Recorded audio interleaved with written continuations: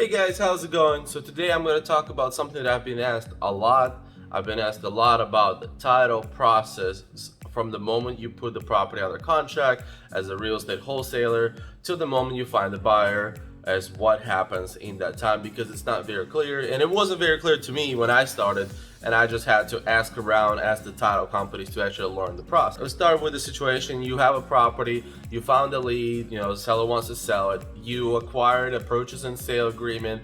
You can either look for a purchase and sale agreement that's in your state. You have to find like either a legal one, or you can actually write your own if you want to. I don't suggest writing your own purchase and sale agreement unless you are very qualified and you know what you're doing. I use the official Florida real estate agent approved purchase and sale agreement. That's the one I use all the time. That includes everything that protects the seller and me and the buyer at the same time. Alright, so you put the property on the contract, the seller signs it, you sign it, and at this point, people are like, do you open an escrow right away? Do you, start doing the title search? Do you put money down? It's like, what do you do? The contract that I use states that there's so many days I have to deposit and open the escrow. So, for example, what I try to do is that what you should do, and you can, if you can, it's all depends on your situation and the seller and the way that it's working out at that point. But like, I have a 15-day contingency period and a 10-day period for me to open escrow. So within that 10 days, so I try to find a buyer. So, and then after the buyer finds it, they are the ones that will be depositing escrow, and you have to clarify that on your assignment contract. So that's why you want to have the escrow days less than the contingency period days, just in case the buyer will say, hey, I need a couple days to make sure this deal works for me.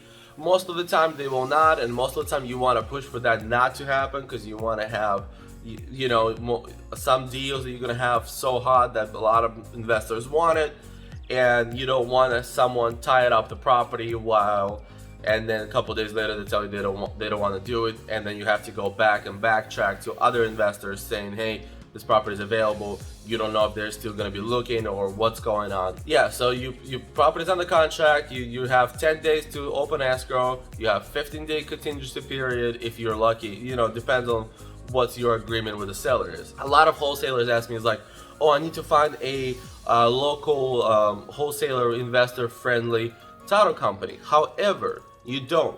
So it's good to kind of know at least, maybe get a name and whatnot. And I did that in the beginning too. So like, for example, my first purchase and sale agreement that I had a company that I found that apparently is investor friendly. I called them, I got information, and I put their title company on the contract. However, when I assigned it to a buyer said, hey, I want to use my own title company, the one I work with all the time. And I was like, oh, okay, well, that's fine, let's do that. So I had to write an addendum to transfer it from the original title company to the one that the buyer wanted to use. And that happened every single time. So after the second contract that I signed to a buyer and realized that they prefer using their own title companies most of the time, I just don't put a title company on my original purchase and sale agreement. What I have states buyer's choice. So, either if you are purchasing it eventually, you could choose whatever title company, or the end buyer can choose whatever title company they would like.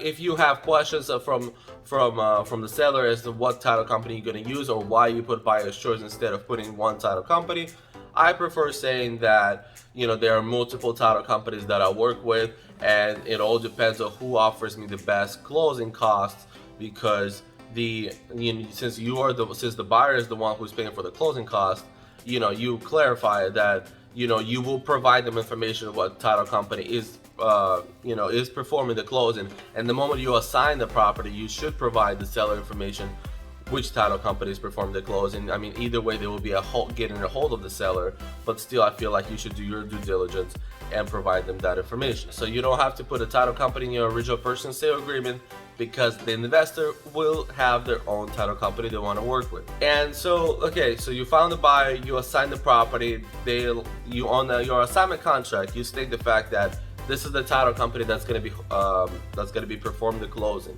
Then after that, what you do is You have the purchase sale agreement with the seller, and you have the assignment contract with the buyer. What you do is you put those two together. You call the title company. What I prefer to do is I always call people and just talk to them and explain to them the situation. You want to clarify you're the wholesaler. You want to clarify this is not an A to B sale. This is A to B to B to C. So there are going to be multiple parties involved in the sale. So you want to clarify that, and you want to make sure they know.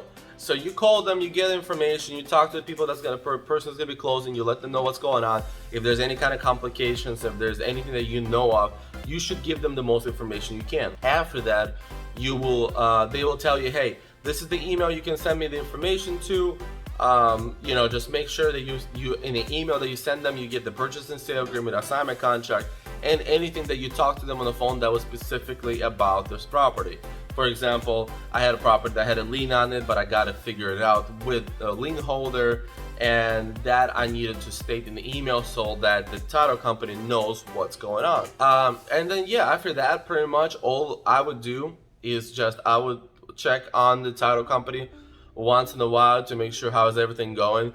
If there is a problem, you will know. They will tell you that there is an issue with the contract, or that they need something to be done, or something you need to talk to the seller or the buyer about this and that. Most of the time, title companies will have communication with you. I have dealt with like a couple title companies that I was very not happy with. I'm still dealing with one of the title companies that has been a headache. But in general, they're actually pretty useful, and as long as you communicate with them well, they will communicate with you well as well. So that's all. You don't have to complicate this process too much. It's a pretty simple process. That's pretty much it. At that point, when the closing is happening, you will receive an email or a call from the title company asking you for wiring instructions, or if they're gonna send you a check, they're gonna ask you for your address to send a check to. And then that's all. So that you provide them that information, then you wait a couple of days, and the closing is done. You get your money, and you move on to do other things, and so does the investor and the seller. And that's it. So like I said, it's a very simple process. I just feel like people overcomplicate it sometimes. This is how all my deals have been performed so far, and I have not had an issue. Also, I'm not obviously a legal attorney or whatnot to actually tell you the correct legal way to do it. All I can tell you is the way I do it. And either way, guys, I hope you enjoyed this episode. Subscribe to the channel, like the video, leave the comments down below if you have any further questions. And peace.